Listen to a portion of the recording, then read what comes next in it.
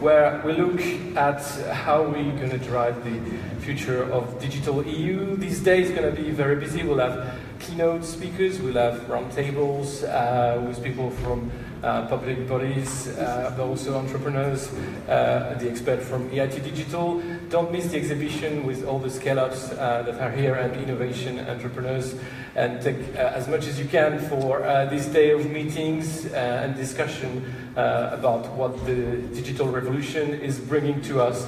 I'm not going to be any longer. I think it's time to introduce Willem Jonker to the stage, the CEO of EIT Digital, to present this day and how it's going to unfold. Willem.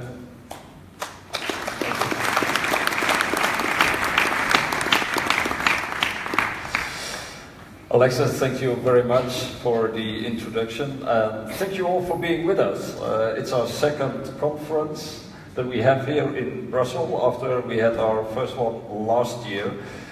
And maybe as you remember, last year was not such a pleasant time for Brussels. And actually there is, in memory of that, some events going of the bombing that happened then. Fortunately, the situation has much improved and under control. We feel in a very safe environment here. What I would like to do is convince you of an opinion. So it's not a fact, it's an opinion. I think it's very important nowadays to distinguish between facts, alternative facts, and opinions. So this is an opinion, and I'm trying to convince you about this opinion. And if the technology helps me, this is actually the opinion that I would like to convince you about. And that is, if Europe wants to be a front runner in digital innovation, it needs a global mindset and it needs a platform mindset. And let's start with the first one. It is known, also in digital technology, that we are an excellent continent when it comes to innovation and to research and to coming up with new technology. We have excellent universities, we have excellent researchers.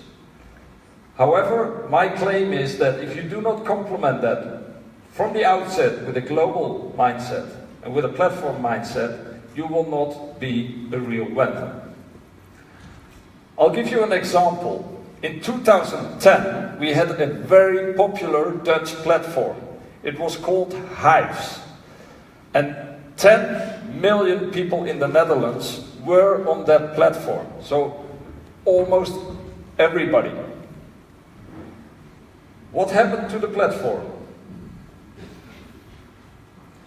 If your Dutch is good, it says the status is opgeheven. So 6 years later, it's gone. What they did is they kept a small gaming part of the platform, but the platform itself completely disappeared. And of course, all these people were very keen on asking a transfer facility to get their stuff onto Facebook. But much earlier, we were already leading the development of the internet. Minitel, a national French initiative, far ahead of the crowd. It was started already in 1980. At the height, almost everybody was on Minitel in France. And unfortunately, fin de production in 2012. It's gone.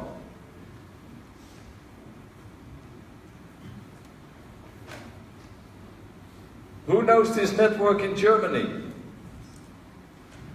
I see a few people raising their hands. Are you still on it? No more. It was the German version of Facebook. Students were massively on this platform. It's gone.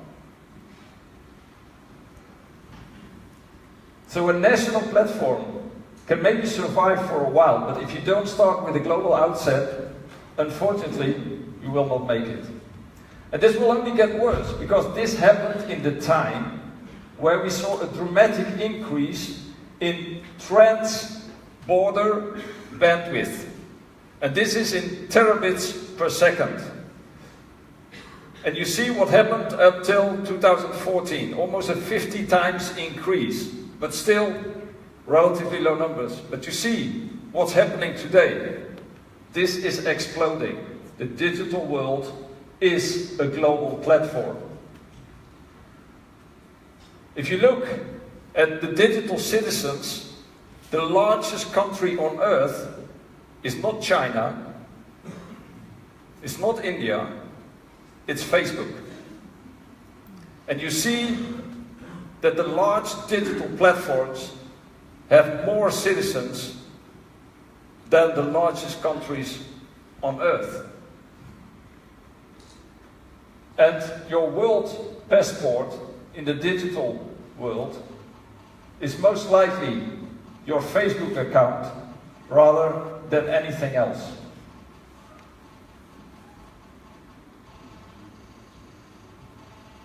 I don't know what's happening, it might be my phone.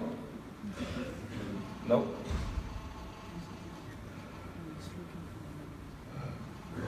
Of course, there are some signs of hope that Europeans do understand you have to start globally. An example is Booking.com.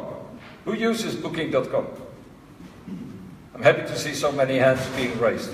You know where Booking.com came from? From a place called Enschede in the Netherlands. So you can do it from everywhere. Of course, Rovio. Who plays the games from Rovio? Angry Birds. Yes, we all know it. And then of course, the great music you listen on Spotify. So we can do it also from Europe.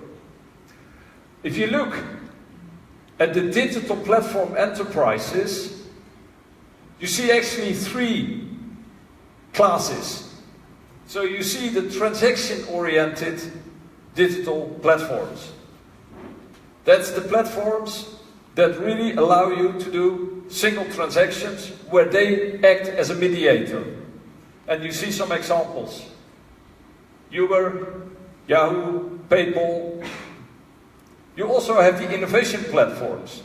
Their focus is much more on providing you the technology on which you can build your services.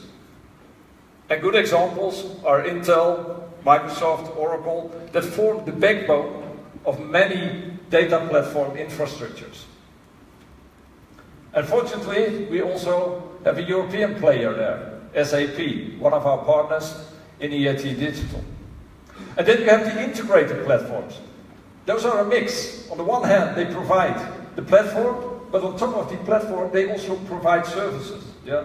And you see some of the examples. So Apple, on the one hand, provides you with the iPhone, it provides you with iOS, but also it provides you with the App Store, right?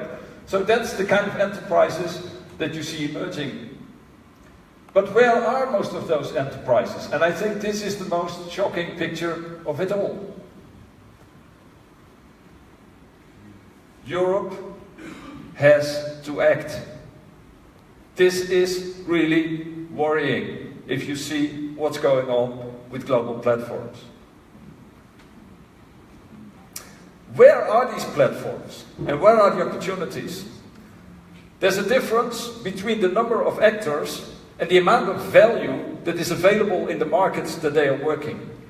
A lot of people working on fintech, as you see in the top, doesn't mean that fintech has a high market value. So don't be confused. Go where the places where also the market value potential is and where not everybody is jumping on it. Yeah? What you see here in this graph with fintech. So what are the areas where there are opportunities, especially for Europe, when it comes to emerging global digital platforms? And these are four of the areas where Europe really can make a difference. Digital industry. There's a lot of initiatives and it requires a good merger of physical infrastructures with a software infrastructure. And if you make a good connection and a good entanglement of those, you really have a competitive position when it comes to these platforms. Of course, digital mobility. We will have a keynote from Henry that was just entering the room on the car being in the middle of the storm of the digital transformation. But of course, digital mobility is much more than just a car. It's in the end offering you the service from getting from A to B in a seamless way. Digital health. You see players teaming up to capture this platform domain. And one of the examples is the collaboration you see between one of our partners, Philips, together with Salesforce, to build a platform for patient data. And then, of course, if you really go to the underlying technology, it's the IoT 5G. I think especially also in that area with our enormous strong players and knowledge how to build standards in communication infrastructures like GSM, we can play a role. And we have a right to win. I think that was the wrong button.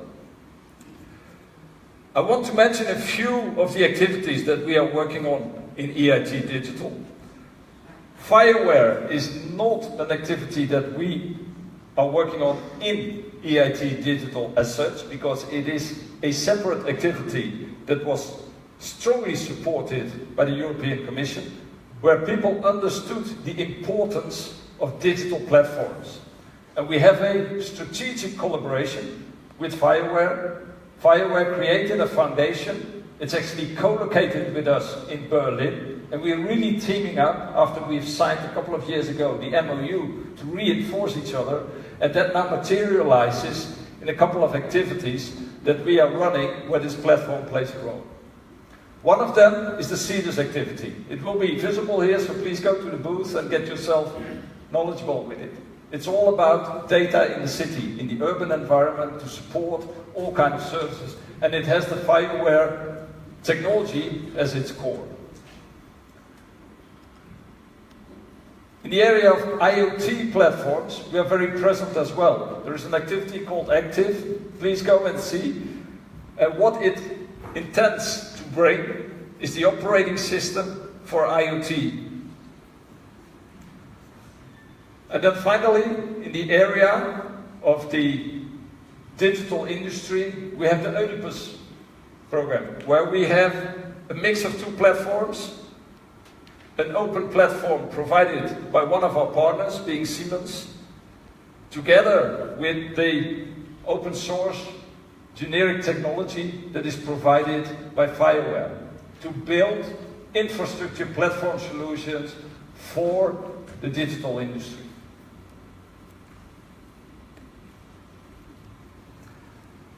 The digital platform economy. Of course, it's about platforms, but it's mainly about ecosystems. Your platform is as strong as your ecosystem around it. And the numbers of users of your platform are decisive for the success of your platform. So managing the ecosystem, stimulating the ecosystem, driving the ecosystem is key when you want to be successful.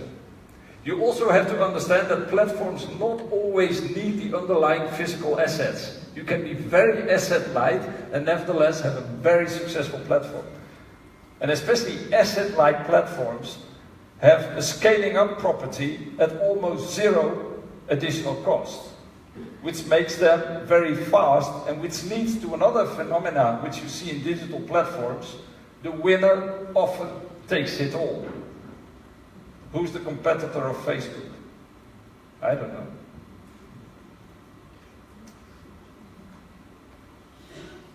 And of course, you cannot be at a conference of an organization that is about digital transformation, where you do not get once again the message that what is driving this whole digital transformation is data being the oil of the, well, anyway, I think it could be wrong slides there. As data being the oil of the digital economy. Thank you very much.